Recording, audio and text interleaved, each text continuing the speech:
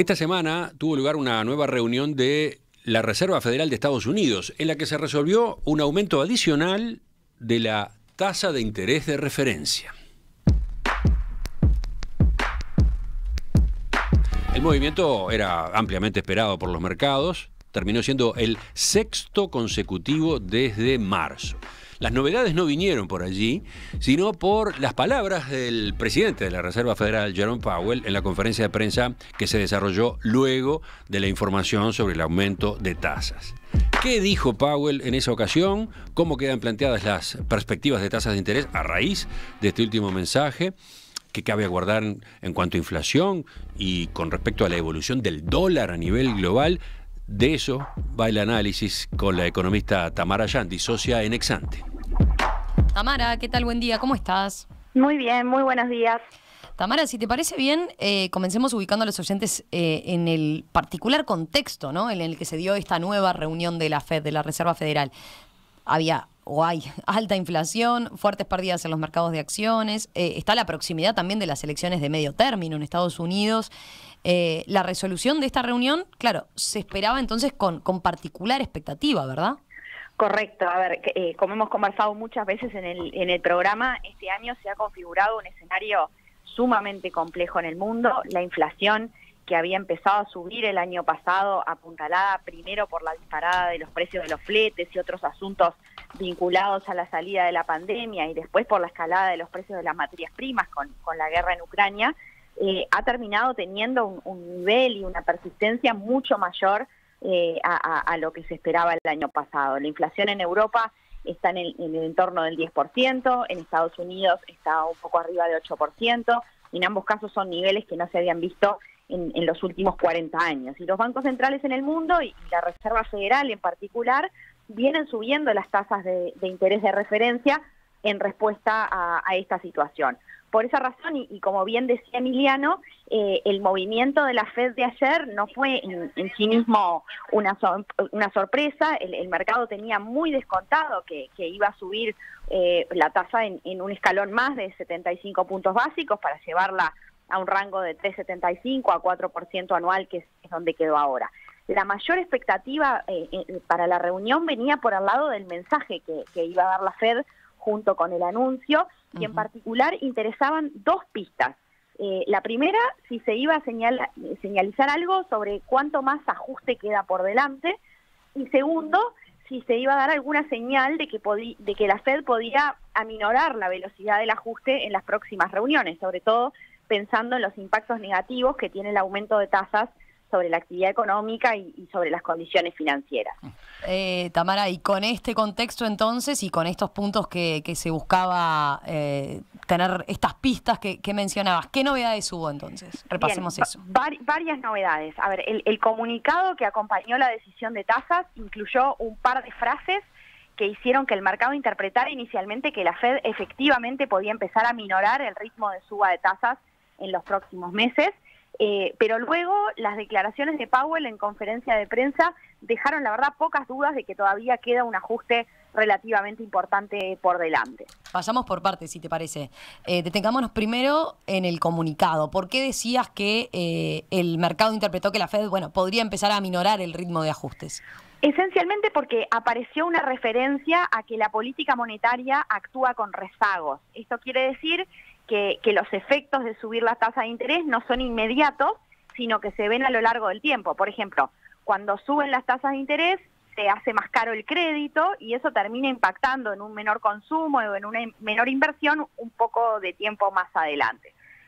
Concretamente, la FED dijo, y cito textual, al determinar el ritmo de futuros aumentos, el comité tendrá en cuenta el endurecimiento acumulativo de la política monetaria y los rezagos con lo que la política monetaria afecta a la actividad económica, a la inflación y a los factores económicos y financieros. Esto lo que hizo fue pensar que la FED de algún modo estaba preparando el terreno para subir menos la tasa o incluso dejar de subir la tasa, aun cuando la inflación no muestre todavía señales claras de estar cediendo.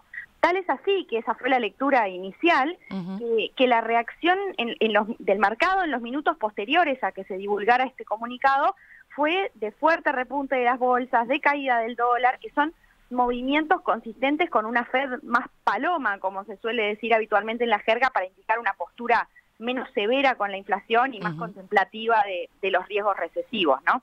Bien, pero después, claro, vino la conferencia de prensa que trajo señales más bien en la dirección contraria, ¿no?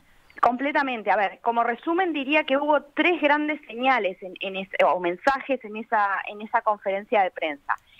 La primera es que Powell dijo explícitamente que las novedades posteriores a la última reunión de la Fed indicaban que la tasa terminal a la que tiene que ir la Fed es mayor a la que se estimaba previamente. Con esto seguramente se estaba refiriendo a que los últimos datos de inflación, que son de septiembre, fueron bastante malos. Lo comentamos en el programa, la inflación total bajó de 8,3 a 8,2%, pero la inflación subyacente subió a 6,6%. En los servicios en particular, la inflación fue más de 7, entonces no fue un buen dato de inflación. Y también hubo un dato reciente del mercado de trabajo que marcó que todavía hay muchas vacantes sin llenar, lo que habla de un mercado de trabajo con escasez de trabajadores. Son 2 señales de que todavía queda bastante ajuste por delante y que la economía americana no se está enfriando lo suficiente como para que la inflación ceda, ¿no? Entonces, apenas Powell dijo esto, los mercados a futuro empezaron a reflejar en sus precios que la tasa de la Fed va a subir hasta 5% en el inicio del 2023, un punto más de lo que está ahora. Decías que hubo 3 mensajes clave. El primero es que la Fed estima que la tasa tendrá que subir más de lo que preveía en su última reunión. ¿Cuáles fueron los otros 2?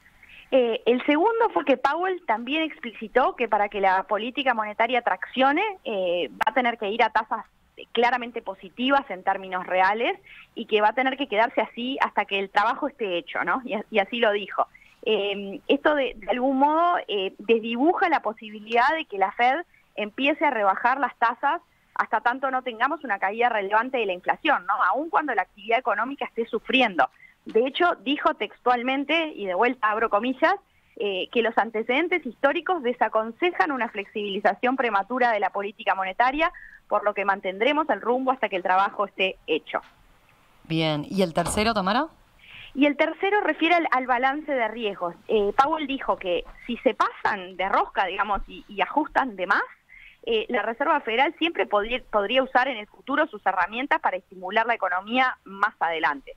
Pero que si le erran por hacer un ajuste insuficiente, entonces la inflación se va a arraigar más fuertemente y el problema va a ser mayor en el futuro. Entonces, con esto dijo como bastante claramente que ante la duda se va a optar por seguir ajustando las condiciones monetarias. Con estos 3 mensajes, las bolsas terminaron el miércoles con pérdidas relevantes y de hecho siguieron cayendo en el día de ayer. En definitiva, entonces, de estas declaraciones se infiere un panorama bastante sombrío respecto al problema inflacionario, ¿no? En realidad es un panorama de alta incertidumbre. Hay algunos elementos positivos, el costo de los fletes ha bajado, hay indicios de que los atoros en distintas cadenas de suministro han aflojado también los precios de muchas materias primas. Con todos los elementos la inflación podría tener una caída relativamente importante en los próximos trimestres, pero al mismo tiempo hay que tener presente que hasta este momento los pronósticos de inflación han subestimado sistemáticamente a la evolución efectiva de la inflación y en particular en Estados Unidos también estamos viendo un mercado de trabajo muy firme, lo que siembra dudas sobre cuán factible es que se vea un cambio en la dinámica de los componentes más domésticos de la inflación en ese país, ¿no? Bien. ¿Qué proyecciones de inflación se manejan para 2023 concretamente? Bueno, a ver, cuando uno mira las encuestas, la verdad es que son realmente positivas.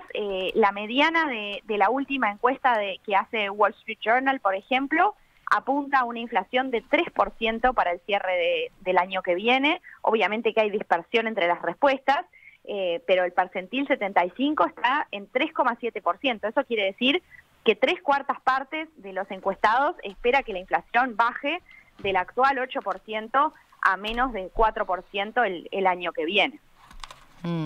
Eso sería un desenlace sumamente exitoso, ¿no?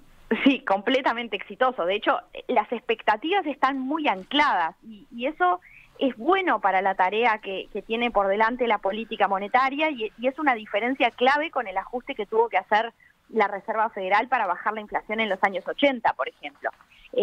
Lo digo porque si los agentes creen que la inflación va a bajar, teóricamente no se va a precisar un ajuste de tasas tan grande para que efectivamente lo haga, ¿no? Dicho eso, reitero lo que mencionaba recién, ¿no? Las proyecciones de inflación vienen estando sistemáticamente sesgadas, los futuros de las tasas de interés se han corregido sistemáticamente al alza a lo largo de este año, incorporando progresivamente que el ajuste va a tener que ser mayor a lo que se preveía en cada uno de los meses previos. Entonces, hay obviamente un riesgo de que actualmente, aún con una expectativa de la tasa yendo a 5%, que sería un ajuste realmente importante, el mercado igual esté subestimando la magnitud del ajuste que va a terminar haciendo la Fed, ¿no? Para terminar, Tamara, ¿qué impactos tiene esta novedad en el dólar y en otras variables internacionales que obviamente desde acá, desde Uruguay, miramos y estamos atentos? Bueno, a nivel global, el dólar se viene fortaleciendo mucho este año.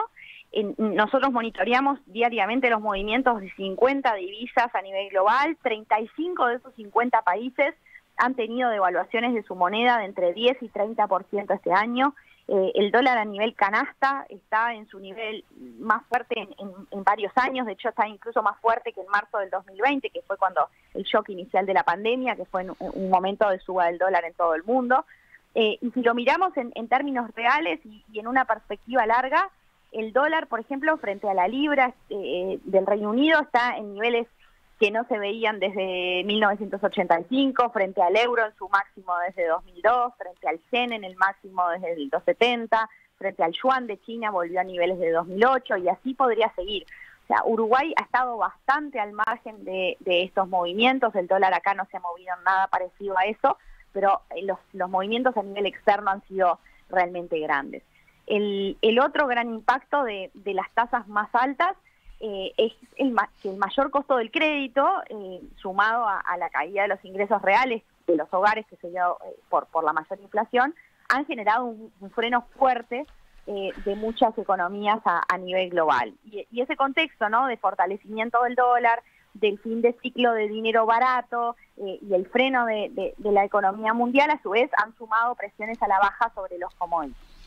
La magnitud de todas estas tendencias y el riesgo de que se sigan profundizando va a depender, no exclusivamente, pero sí de forma importante, de la magnitud que termine teniendo el ajuste monetario en las grandes economías. Y así que el mundo esté pendiente, ¿no?, y mirando con tanta atención estos mensajes de la Fed, como los de esta semana, y de los demás bancos centrales en estos últimos meses. Tamara, gracias por este análisis a partir de cómo quedan planteadas las perspectivas luego del último mensaje de la Fed en materia de tasas, dólar, inflación en el mundo. Volvemos a conversar con ustedes la semana que viene. Hasta la semana que viene, hasta luego.